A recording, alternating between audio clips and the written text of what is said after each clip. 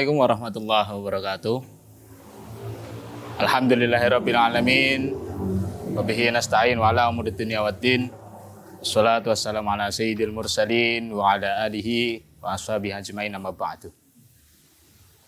Para pemirsa yang saya hormati, yang dirahmati Allah Subhanahu wa taala, pada kesempatan yang berbahagia ini, pada kesempatan yang tidak banyak waktunya ini, saya ingin menyampaikan sedikit penjelasan tentang suatu ibadah yang bersandingan langsung dengan ibadah puasa, yaitu adalah ibadah zakat.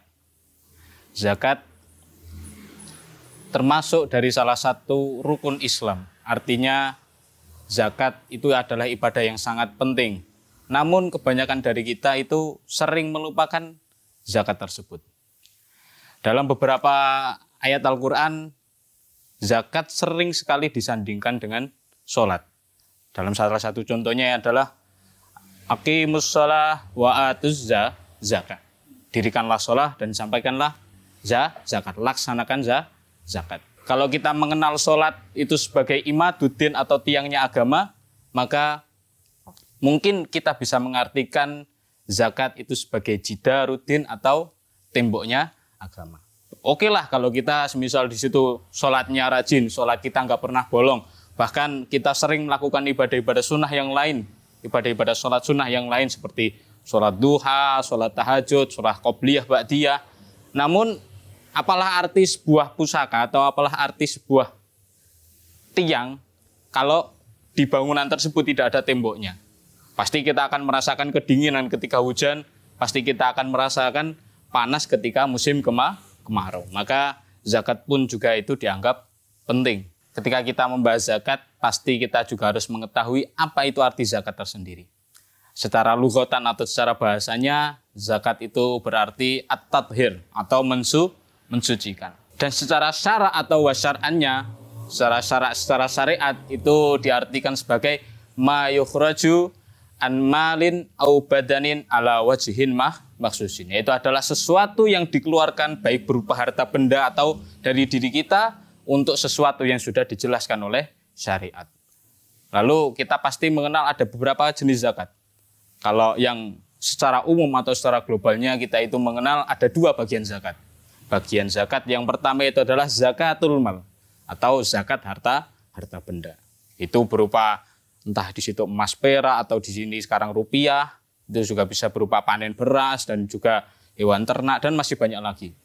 Yang kedua, kita mengenal yang namanya zakatul badan. Zakatul badan. Nah, nanti ini yang akan kita bahas, yaitu zakatul badan atau yang kita kenal secara umum yaitu sebagai zakat fitrah. Zakat fitri, zakatul fitri. Dan zakat fitrah sendiri kita pasti melakukannya, ya hampir semua umat muslim pasti melakukannya.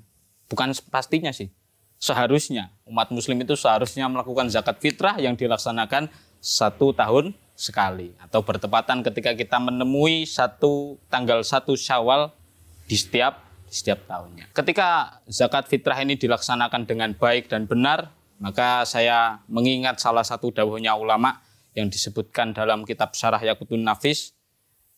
Itu mengatakan lau ukhrijat az-zakatu wa wuzi'at ala wajhiha asy-syar'i lamma baqiya ala atrafil ardi faqiran abadan. Ketika kok di situ zakat dikeluarkan secara benar sesuai aturan syariat, maka kita tidak akan pernah menemukan yang namanya orang fakir dimanapun dia berada. Jadi satu dunia ini nggak bakal kita menemukan yang namanya orang fakir kalau kita melaksanakan zakat dengan benar. Anggap saja contoh seperti ini. Kita saat melakukan zakat fitrah, saat melaksanakan zakat fitrah, sekarang di dunia itu kurang lebih umat muslim itu jumlahnya ada sekitar 2 miliar orang. Umat muslim itu sekitar 2 miliar orang.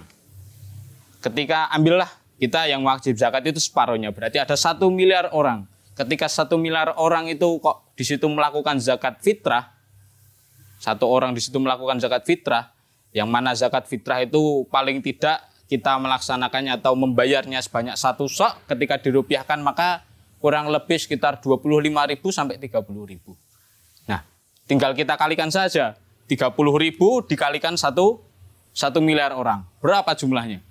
Hampir ada 30 triliun lebih. Ketika 30 triliun lebih itu dibagikan secara rata kepada umat Islam, maka sudah bisa dipastikan umat Islam pasti akan terhindar dari yang namanya kemiskinan. Atau kita pasti terhindar, umat Islam itu terhindar dari yang namanya fakir. Para pemirsa yang dirahmati Allah Subhanahu wa taala, tentu ketika kita berbicara tentang ibadah, entah itu berupa sholat, puasa, haji, dan khususnya zakat yang kita bahas sekarang ini, pasti kita tidak jauh-jauh dari yang namanya syarat wajib dan syarat sahnya suatu ibadah. Lalu kita akan pertama kali membahas yaitu adalah syarat wajibnya zakat fitrah. Syarat wajibnya zakat fitrah. Jadi di sini nanti akan diterangkan siapa saja yang wajib melakukan atau melaksanakan atau membayarkan zakat fitrah. Yang pertama yaitu adalah tentunya orang muslim. Karena tidak mungkin ada suatu ibadah yang dibebankan kepada orang non-muslim atau orang kafir. Orang muslim. Yang kedua yaitu adalah merdeka. Karena tidak mungkin seorang budak. Kalau merdeka atau budak mungkin di zaman sekarang itu kan udah kita nggak pernah menemukan lah yang namanya perbudakan di dunia ini. Yang ketiga yaitu adalah orang tersebut itu masih memiliki kelebihan harta dari apa yang ia miliki untuk hari Idul Fitri. Jadi semisal orang normal niku kebutuhan pokoknya paling tidak 1 hari 1 malam niku setengah kilo nggih.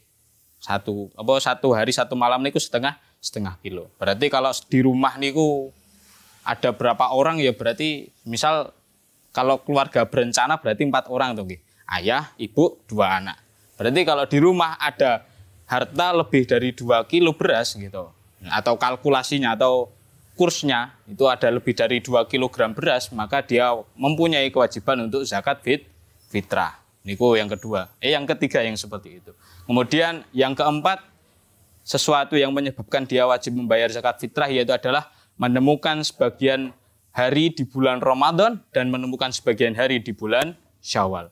Jadi semisal ketika ada seseorang yang melahirkan, namun dia melahirkannya ketika sudah masuk waktu Syawal, maka anak tersebut tidak wajib untuk dibayarkan zakat. Semisal orang tersebut sudah menemukan bulan Ramadan, namun pada asar di akhir hari Ramadan dia meninggal, maka dia juga tidak wajib membayarkan zakat fitrah karena tidak menemukan